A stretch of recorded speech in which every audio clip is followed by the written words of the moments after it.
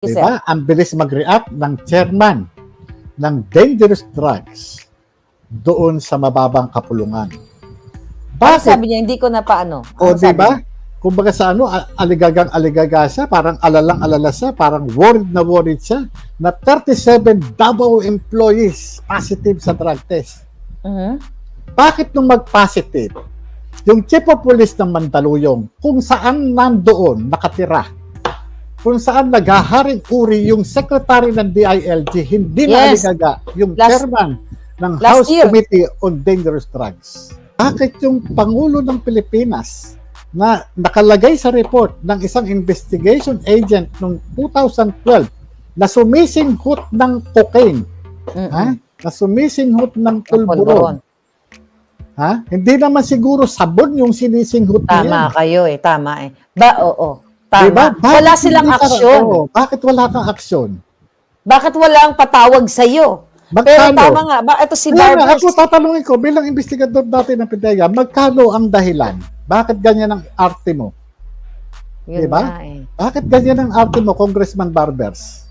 Pero pinuntahan mo pa nga sa PIDEA, sinorpresa pa nga sila. Walang maibigay. Kumbaga sa wala talaga. Ayaw nila akong dahil kung ano-ano hiningi ko sa kanila. Diba? So, ito mo, sanay na sanay sila. Ngayon, yung ginawa nila dyan sa Davao. Diba?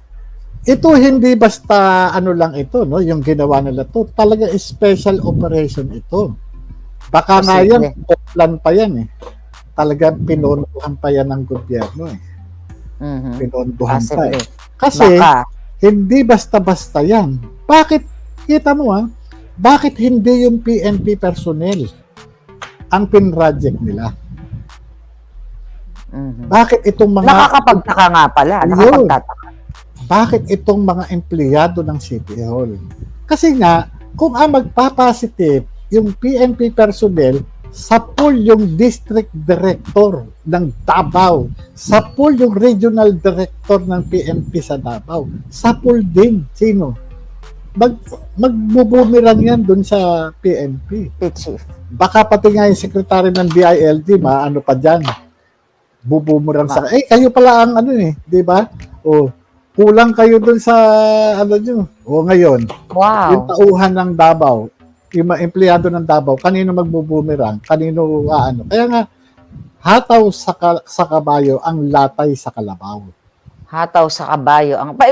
Doon siya hindi nakakaintindi kasi ibang mga katulad ng Bisaya, mahirap intindihin yun. Sir, ano po ibig sabihin? Kung hinataw mo yung kabayo, pero yung hindi nasaktan yung kabayo, nasaktan yung kalabaw. Ibig sabihin, may iba kang pinatutungkulan. Kung nag-positive itong mga tao na to, mga kawawang tao na to, pero kanino latay? Kay Baste. Si Baste. Doon sa matandang Duterte. Matandang Duterte. Diba, sinasabi? Pucha, puro kayo kaipokrituhan. Puro kayo kampanya-kampanya sa illegal na droga. Yung pala, yung mga tauhan nyo. Yung pala yung mga positive sa illegal drugs. Alam mo, talagang sa ngayon habang nagsasalita kayo, may porsyento talaga. Although, ito ay pinag-uusapan natin based nga sa iyong eksperyensya. Again, we're not accusing them 100%.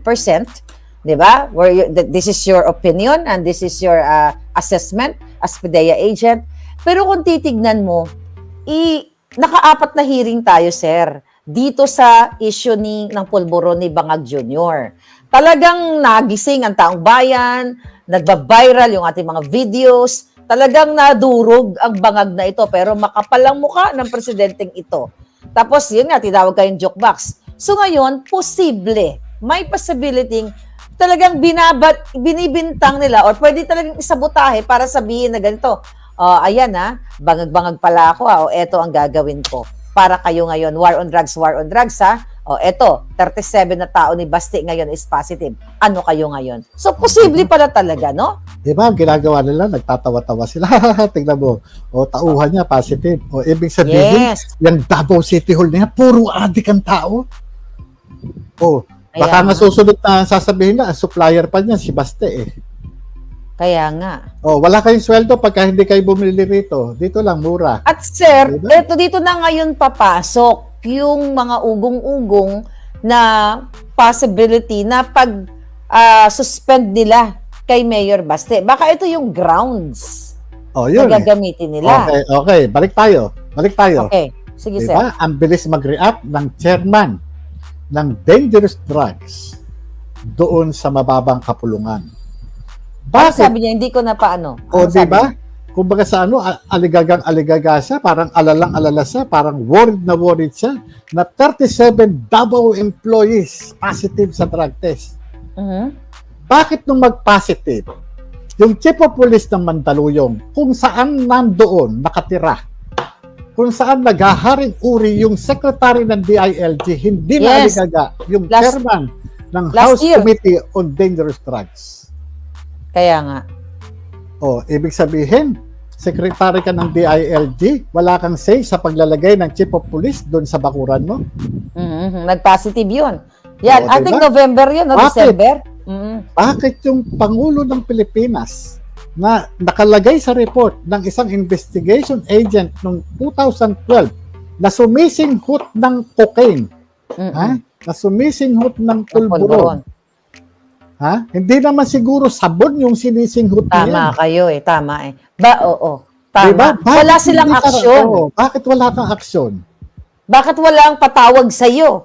Pero Magkano? tama nga, ito si Kaya nga, Barbers. ako tatanungin ko, bilang investigador natin ng PIDEA, magkano ang dahilan? Bakit ganyan ang arte mo?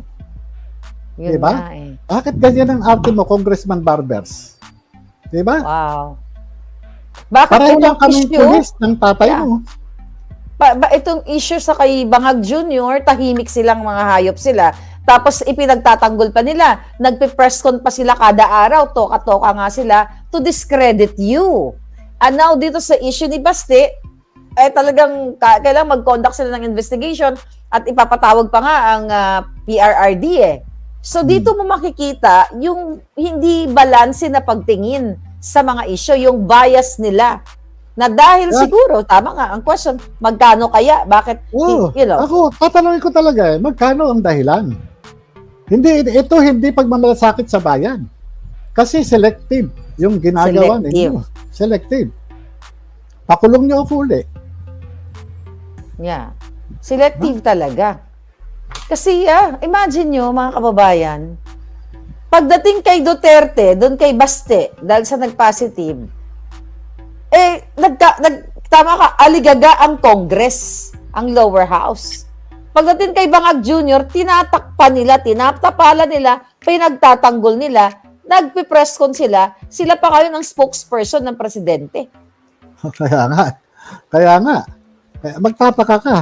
Diba? Iba yung tinititigan, iba yung tinitignan. Iba yung tinitignan, iba yung tinititigan. Mukhang masyado ang malaki yung magkano. Kasi pagka tungkol sa Duterte, ang bilis ninyo. Ang bilis nyo talagang di ba? Ang mga Duterte talaga yung target. Kung napapanood tayo ni Mayor Baste, anong pwede nating masabi sa kanya? Anong dapat gawin to prove na, kasi nagsalta si Mayor Baste na sang-ayon naman siya na talagang iipa-imbestigahan or tutukan itong 37 na nag-positive na ito. Hinanap ko yung kanyang statement dito, okay? Masabi niya nga dito, di yun nato matolerate kaning mga tao o behavior na mogamit og droga. Hindi natin sabi niya matotolerate itong mga taong itong gumagamit ng shab-shab. I think mauna ang pinakadakong sala na buhaton gani ring kalibutan. I think ito na yung pinakamalaking kasalanan na ginawa nila dito sa kalibutan, sa nasyon. Alam nyo, Sabi dapat niya, ginagawa ng Congress dito. betrayal Hindi yun. Sabi niya, JM, betrayal daw ito. Kung Tama. referring sa kanyang mga tao. Kaya nga, baka hindi nga niya alam. Okay? Sabi niya, we can tolerate this behavior from people using drugs. It's the gravest offense one can commit, Alam a mo, serious betrayal. yung pronouncement ni Mayor Duterte, What do you normal think? lang yan sa isang ama ng o isang pinuno ng anumang opisina. Uh-huh. Pero kasi yun yung unang magiging reaction talaga niya. Pero sa nakakaintindi, teka muna. So may nakakaintindi, teka muna, Mayor. Teka muna. Wag muna. Mag-conduct muna tayo ng investigation. Mukhang nasa butahe kayo. Tama. Mukhang na-infiltrate kayo. I-lifestyle check, sabi nga kanina ni Dens. I-lifestyle Oo. check daw. Kasi, bakit pa magkakaroon ng investigation? Kung ako ang Kongreso, teka muna, mag-iisip din ako. Hindi ako magpapadalos-dalos dyan. Teka muna, alamin muna natin bakit nagkaganyan. Diba? Hindi ko mo nagkaroon na ng positive positibo. result. Oo, pagpalagay natin, totoo yung resulta na yan. Ngayon, balikan natin bakit nagkaganon. Wow. Balikan muna natin ba't nagkaganon. Kasi, imagine mo kung si... yan. Kasi kung si Marcos Jr. nga nung 2022, negative siya. Nakikita mo yung manifestation sa bibig niya, ngungingiwi, gumaganon. Pero negative. More than 2 minutes lang yung kanyang test. Makikita naman yan sa investigation. Makikita, mababalikan yan. Ang tao, kung hindi ko mo nag-positive yan, o sige, alamin muna natin bakit. Paano nag-positive yan? Kagaya niya, paano kung nasa butahe? Malay mo, may CCTV camera doon na nakita may nag-ineksyon. Diba? Yes. Pero ito nga sinasabi natin. Kasi ito, ang purpose nito ay talagang pabaksakin, sirain yung mayor o yung pamilya ng mayor. Oo. So pwede din, no? Sige, kasi ito na lang Go ahead. Bakit hindi yung PNP na nagsasagawa ng war on drugs ang sinabotahe? Bakit yung mismong mga tauhan ng mayor? Diba? That's a big question. Kaya nga, tama ka Kung, alam mo, talagang natututo yung mga kababayan sa'yo. Kasi iniisip ko ka na sabi mo, tignan din baka from the manufacturing ng, let's say, tubig, juice na iniinom. Kasi kung talagang thorough investigation to, no? Kung yung mga tipong investigation na napapanood ko sa forensic investigation dito sa mga documentary, prior to that day, titignan mo itong manufacturing plant, may mga pumunta ba na mga alagad nicotine, na-capture ba sa CCTV street na may nag-influence sa manufacturing plant, at pagdating ba sa opisina, yung mga kahinahinala ba, agent? You know? Kahinahinala mga galaw. Maraming human intervention, no? Oo. Kung hindi sa manufacturing plant, doon sa distributor, o doon sa nagre-resell. Pwede yan. Maraming paraan. Kung ako mag-i-infiltrate, kung ako, gusto kong patulugin lahat yung mga drug lord na papasukin namin. Kontak ko yung katulong. Halimbawa, kontak ko yung katulong. Paglalagyan ko ng dinurog na Dormicum, yung mga Ovaltine o ano man na nandyan. Kung iya umiinom ng Ovaltine o Milo, paglalagyan ko ng dinurog na Dormicum o ng Valium 10, yung mga, o kaya ng Ativan, yung kanilang mga kape-kape o ano man, para pagtimpla yan, tulog lahat yan. Di ba? Ay, parang gusto kong mag-volunteer, no? Sa Malacanang, taga-timpla ng Ovaltine na lalagyan ko na.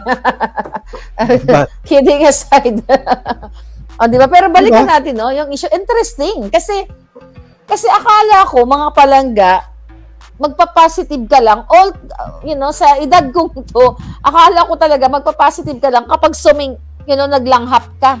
Langhap ka o nagganon ka, di ba? Langhap. Sabi ko nga sa mga anak ko, pagka kayo halimbawa lumabas, may mga drinks kayo, at naiwan nyo drinks nyo, nag-CR kayo, huwag nyo nang inumin pagbalik. Totoo yun. Huwag nyo nang inumin. Kasi baka mamaya, malagyan na kayo ng Ativan, malagyan kayo ng ecstasy, hindi mo alam. Lalo na sa mga party. Lalo na yung mga teenager, may mga anak dito, di ba? Talaga. Kung hindi nyo naman kilala talaga o ano bang, wala tayong mababalikan, kasi kailangan talaga yung awareness Sa totoo lang Awareness. Pagwawalang bahala ka diba? Mga kababayan, bigyan natin ng konting advice. So, pag may kaibigan ka pala na pwede kang sabutahiin, na pwede kang, sige, gimmick tayo. Pwede wisik-wisikan niya ng shab-shab yung drinks mo. Tapos, pwede siyang tumawag ng police or something. Itong kasama ko, nagpupulburon to o nagsashab-shab to. Ang nanay nito, si Maharlika kunyari, mayaman to, extort natin ng pera. Kasabot yung police, di ba? At least man lang sa kwento, mayaman ako, Jay.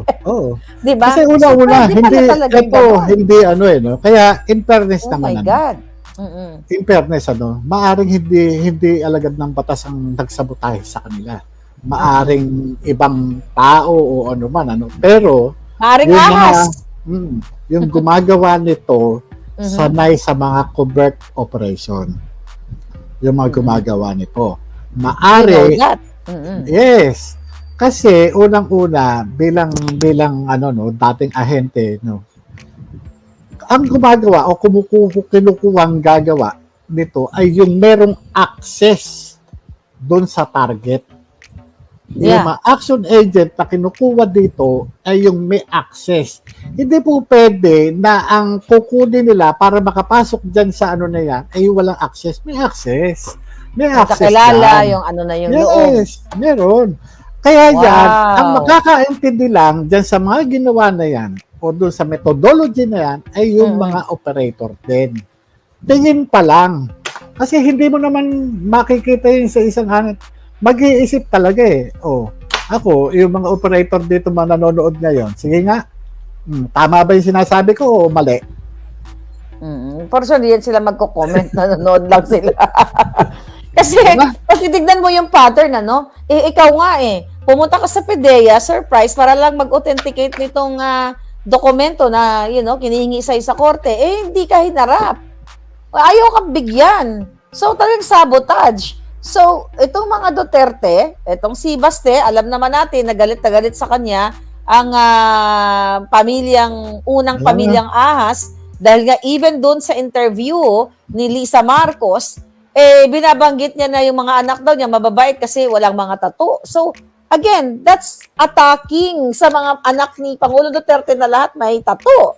Na pag may tattoo ka, yun yung gusto niyang i-suggest sa taong bayan, sa kaisipan ng taong bayan, na kapag may tattoo, masamang tao. So, kung mga ganitong pattern na sa national TV, binabanggit ng bangag, ng first leading bangag na ito, o Bartek, posible na pwede talaga nilang gawin, atakihin ang mga Duterte, sabotahiin, no? Hindi lang, hindi, kumbaga, ginagawa na nga Ginagawa Yes, Ito, bagay. Maisog rally, Ito, number one indicator, direct hit na ito Direct hit na hindi na indirect Kumbaga talagang sinasabotahe na Diba? Sinasabotahe na. At yan, ginastusan niya ng pera ng bayan. Biro mo. Kita mo, bakit yung mga tauhan ng city government ng Davao? Doon ka magtataka. Unang makikita mo kagad sa investigation, ano yung motibo? Diba? Kung baga ano naman mapapala ko dyan? Diba? Yung mga ganun, diba? Parang 37. Parang 37 sila. Ganun sila kadami, no? Ang question, ilan ba silang chinek? Out of what? Ilang percentage? 50, 40? Alam nyo, sa totoo malaman. Okay. Alam nyo, sa totoo lang, mukhang ito yung mga nakainom. Mukhang ito yung mga nakakain ng kontaminadong pagkain o kontaminadong inumin. Pwede rin sa pagkain, no? Yes. Ihalo sa gulay, sa ginataan, hindi mo malalasahan. Kung kasi kung yan nag-positive sa iba't iba, mag-aano ka pa pero kumbaga ito yung pinakamadali Pinakamadali na itago to avoid detection, sabi nga Pero posible, malaki yung possibility. 'Di ba? Malaki yung possibility. So, siguro bigyan ng chance. I mean, ilang days ba matatanggal yung substansya sa katawan? Let's say itong shab-shab na ito. Hindi tayo sigurado doon sa hindi tayo sigurado doon sa visa o doon sa Pero yan sa ganyan pagka ganyang nagkaroon ng special operations, hindi lang isang beses ginagawa yan na nagkakaroon ng infiltration Hindi lang isang beses yan. So, ang purpose kasi kaya ginawa niyan para hiyain. Parang yung nangyari doon sa PDEA. Alam mo nakakatakot. Yung kalaban ni General Lasso, nagpakawala ng mga classified documents nakarating sa iyo. 'Di ba ang doon ipahiya si Lasso. Kaya lang ang problema, hindi lang si Lasso napahiya, pati yung tatay ni Lasso. Yung nasa Malacanang. Yung kanyang benefactor. 'Di ba? Yeah. Ganun din ito yung nangyari dito. siguro ganun ang formula na ginawa nila. Ganun pala ha. O sige, pahiyarin natin yan. Pero kasi, ang sa akin, kaya ko naman nilalabas yung mga dokumento na binibigay sa akin Hindi. para malaman ng taong bayan, Oo. kapakanan ng taong bayan. Pero hindi yun. Hindi yun. Ang logic ba? Ang logic galit sila kay Lasso. Yeah. Gumawa sila ng paraan para mapahiya si Lasso. Mm. Sa akin, yun lang ang Gotcha. assessment ko, no? Hindi Assessment. hindi dun sa ginawa mo eh. Kumbaga sa Okay. yung gumawa ng mga nasa likod nung paglabas niya. Ng pagbigay, Ganun din pag-leak. ganun Para din yung ginawa pahiyain dun yung sa, kapalpakan ni Lasso. oo. Ganun Ito din yung naman, ginawa hiyain, kay, pero mali. oo. Pero ganun din yung ginawa kay Baste. Baste, Kumbaga oo. sa ang kinontomen na yung pagkain o tubig o iinumin para lumabas na talamak yung mga addict dun sa City Hall. Sa tungki ng ilong ng mga Duterte. Bakit? Oo. Nag-positive, marami. Hindi lang 2, hindi lang 3. 37. Di ba? So, Baka nga dapat meron talaga- pang hindi ka nakasama sa drug test dun eh. Baka hindi nga Kaya lang nga. yun ang mga ang ano rito, no? Ang nakakagulat at ang nakakalungkot, talagang wala na pala talagang kumbaga sa wala na pala talagang kapanatagan. Wala Diba? na. Mula Sabi dito ng- sa mga kagaguhan na nangyayari ngayon dito Jem, sa atin. sasagot lang tayo ng mga tanong. Ito, natawa lang ako dito. Agent Morales, kung nakainom ba, addict ka na? Kung nakontaminate ka, addict ka na? Definitely hindi palangga. Hindi naman. Nakontaminate ka nga. Ang pagiging Nakontaminate ka addict, nga. Yung Oo. gumagamit ka. ang pagiging addict kasi, ito yung behavior.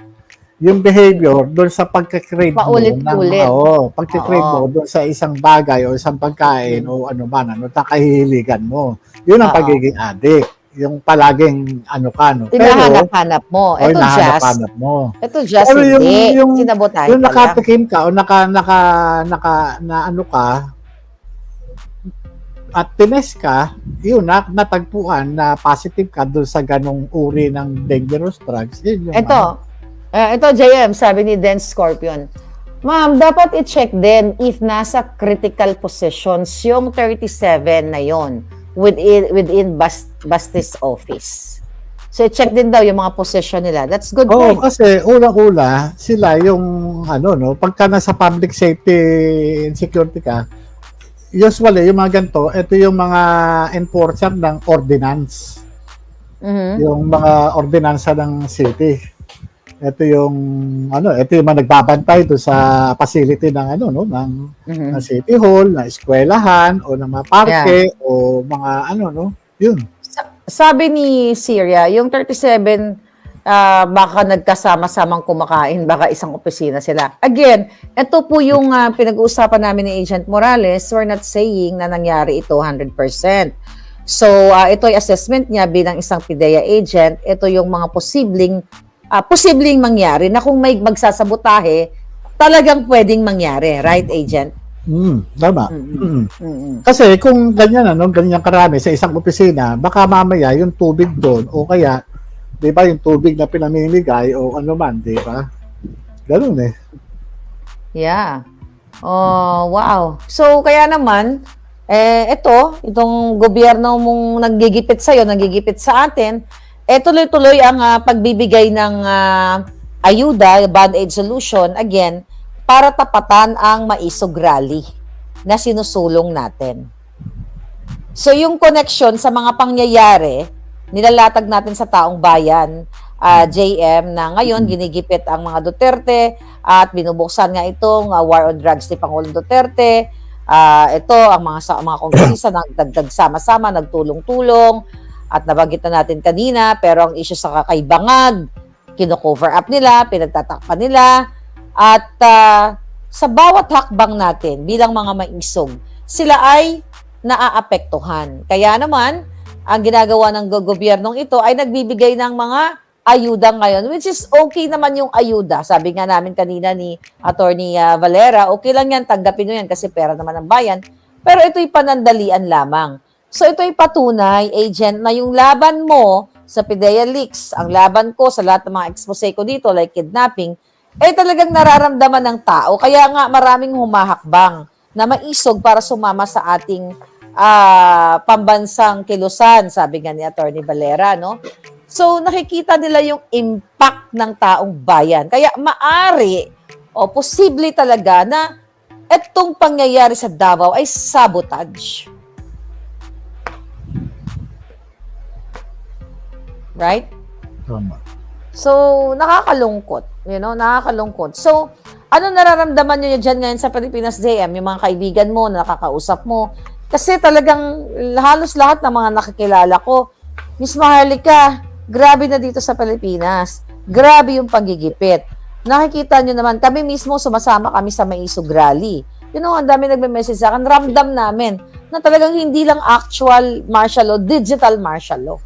So, ikaw bilang isang lumalaban din at nagipit at pinakontempt ka pa nga, ginigipit rather. Ano yung nararamdaman mo ngayon, JM, bilang isang Pilipino? Alam mo, alam ko talaga, no? Wala, talagang sabi ko, kung di tayo kikilos, walang mangyayari. Talagang, talagang ang pakiramdam mo, parang hindi ito gobyerno ng matinong tao, eh. Hindi, wala tayo sa pamamahala ng isang matinong kaisipan.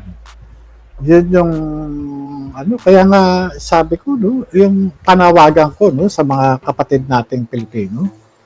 Sabi ko nga sa kanila, biro mo, huwag tayong pumayag sa mga ganitong ginagawa sa atin. Kaya sabi ko nga, kung ako mananawagan, talagang aanuhin ko talaga ang taong bayan na magising talaga, na magkaisa. Pagkakaisa lang naman ang susi, di ba? Yes. So, pagkakaisa naman talaga ang susi. So, nakita nyo naman yung hakbang ng Maisog, pinipigil tayo, nilalagyan tayo ng traktora, kung ano-ano mga pagharang, ano pagigipit, magsususpend sa mayor, sa governor, at dito kay Baste, at yun nga, yung napabalitang, ito galing ito sa, from the grapevine nga, na baka nga suspended siya. Sabi ko nga, pwede talagang gawin, dahil ang pattern, inakita na natin, yung pagsususpend sa mga governors and mayors. So, I hope, yung ating mayor ng Davao, pag-conduct siya ng investigation. At tama yung mga nag-comment kanina, si Dens, na i-lifestyle. Ano bang ginagawa nito ng mga 37 na ito? Maaring isa sa kanila, dalawa sa kanila, gumagamit ba talaga or what? O yung 35, namumuhay ng tama. Alam mo, sa totoo lang, hindi ako naniniwala na yung 37 na yan, lahat yan gumagamit. Yun nga Hindi ako naniniwala. Maaari yung ilan dyan, kumbaga sa yung ilan. Ba't na 37? Pero hindi 37. Yan, resulta lang ng resulta lang ng special operation, Kaya nga sa sabi ni Granny Ems, bakit hindi po ulitin ang drug test sa 37 katao na sinasabing nagpositibo? Yun yung tanong niya. Pwede. Pero ilan ba yung timeline na para ma-clean yung yung system? Alam nyo, sa totoo lang, hindi dun sa ulitin Hindi sa ulitin Kasi, ako naniniwala na merong sabotahe na ginawa dyan. Kaya kahit alang beses mong ulitin yung drug testing na yan, kung yan ay nasabotahe, magpapositive at magpapositive pa rin yan. Baka nga mas dumami pa. Wow. So baka hindi nila, possible na tinrabaho sila. Yes. Kasi yung mga napapanood ko sa forensic investigation, yung mga nilalason ng mga asawa nila, nilalason ng kanilang, mga, minsan nanay pa nila. Yung napanood ko, nanay, nilason niya So, dahan-dahan talaga ang yung pagtatrabaho, hindi lang isang araw. Alam niyo, sa totoo lang, kung titignan natin, parang, okay, go ahead, sir. Kung titignan natin, kumbaga sa, buti nga, hindi tubig ng baterya yung inihalo, Diba? Yeah. Yun bang, kumbaga sa, makikita mo dito sa mga tao na to, ang purpose lang naman dyan, isirain yung mga Duterte. Diba? Ganun na nga. Sirain. So, ang sinasabi ko, Yung napanood ko kasi napaka-current nito. I don't know, may nagkapanood nito. Yung Carrie and Cyanide sa Netflix. Grabe ang, I don't know kung napanood nyo to, JM, pero napakaganda to bilang kayo investigador, no? Ang gandang series nito. Carrie and Cyanide. Sa India nangyari ito. So napakaganda ng, hindi maganda yung istorya. But ibig sabihin, interesting bilang sa mga investigador kasi dinahan-dahan niyang gurgurin sa pamamagitan ng pagpapainom.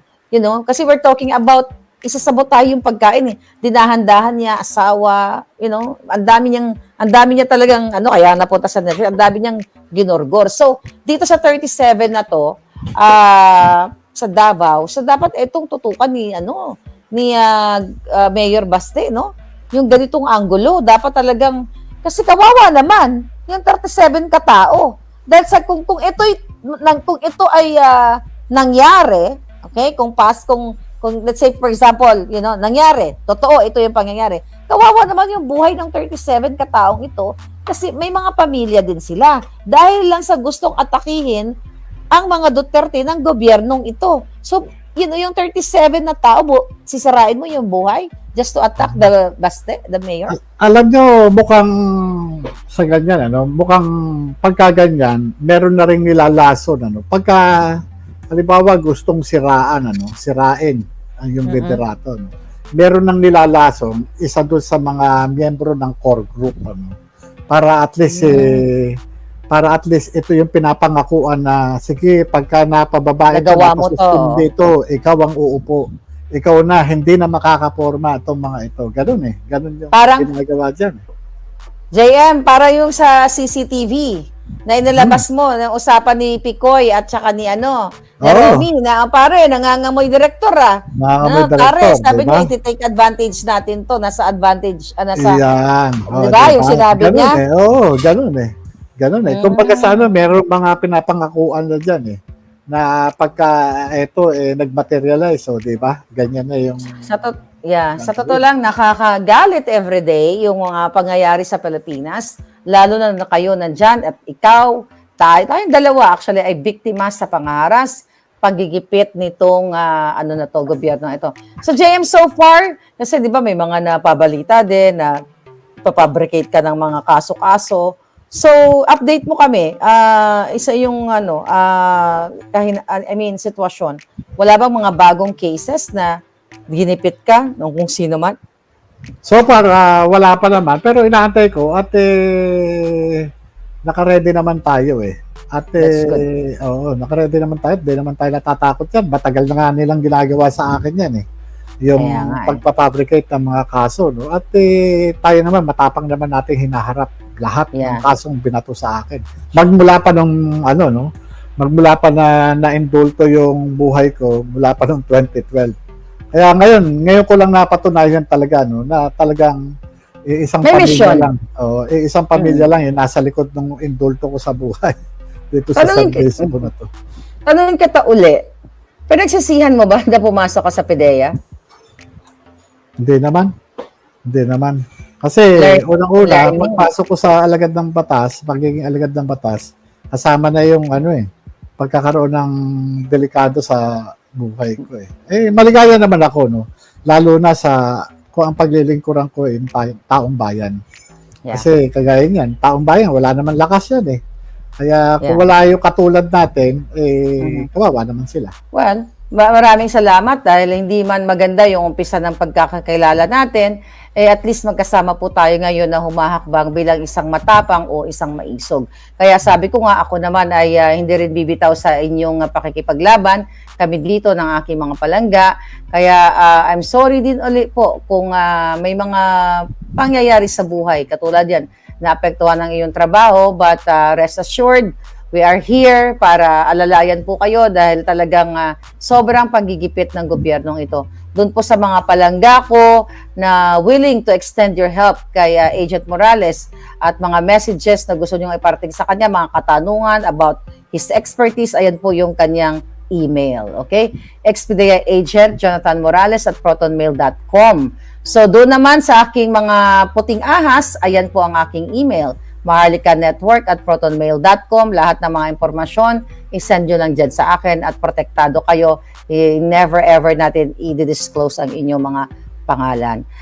Agent Morales, panghuling pangungusap sa ating mga kababayan. Bago mo sabihin yan, maraming salamat sa iyo kasi today ay napaka-interesting ng ating topic.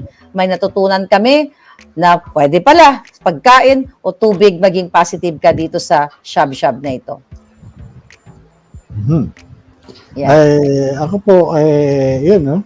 Sa mga minamahal kong mga kapatid na Pilipino. Sobra na ang mga ginagawang pag-aabuso sa kapangyarihan ng pamilyang Marcos sa ating bansa. Patuloy na inaalisan na nila tayo ng mga karapatan. At sa katunayan, ang hayagang pakikipagsabwatan ng ating mga mambabatas sa pamilya Marcos ay isang malinaw na basihan upang tayo ay tuluyan ng tumalikod sa isang adik at diktador na pamamahala. Ang ginagawang panggigipit ng mga Marcos sa pamilya Duterte at sa mga katulad nating maliliit sa lipunan ay isang lantarang pagtraidor sa mga taong taus-pusong nagkaloob ng tulong at muling pagtitiwala sa pamilyang puwersahang ipinagtabuyan ng sambayanang Pilipino.